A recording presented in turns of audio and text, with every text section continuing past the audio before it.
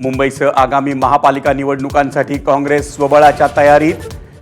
मनसेबाबतचा अंतिम निर्णय हायकमांडच्या कोर्टात, काँग्रेसची भूमिका।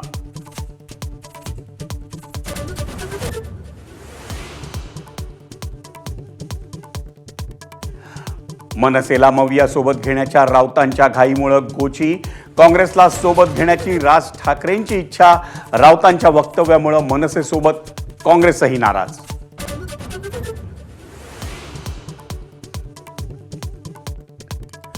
एकनाथ शिंदेंच्या बालेकिल्ल्यात ठाकरे बंधूंचा मोर्चा, ठाणे महापालिकेतील भ्रष्टाचार, वाहतूक कोंडी आणि पाणी प्रश्नाला वाचा, काँग्रेस आणि राष्ट्रवादीचाही मोर्चात सहभाग।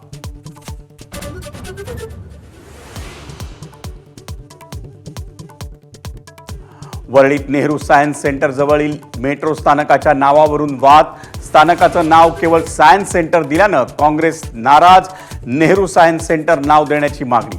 काँग्रेसच्या टीकेला अमित साटम यांचं प्रत्युत्तर।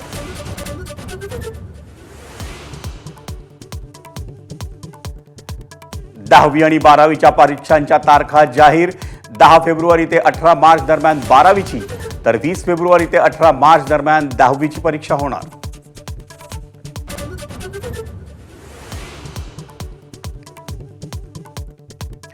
EPFO सदस्यांना आता खात्यातील 100% रक्कम काढता येणार, केंद्रीय विश्वस्त मंडळाच्या बैठकीत मोठा निर्णय।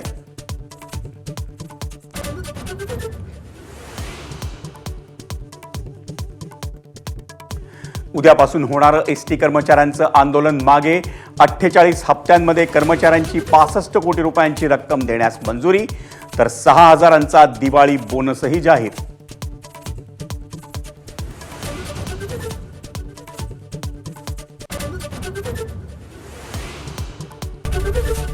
एबीपी माझा, उघडा डोळे बघा नीट।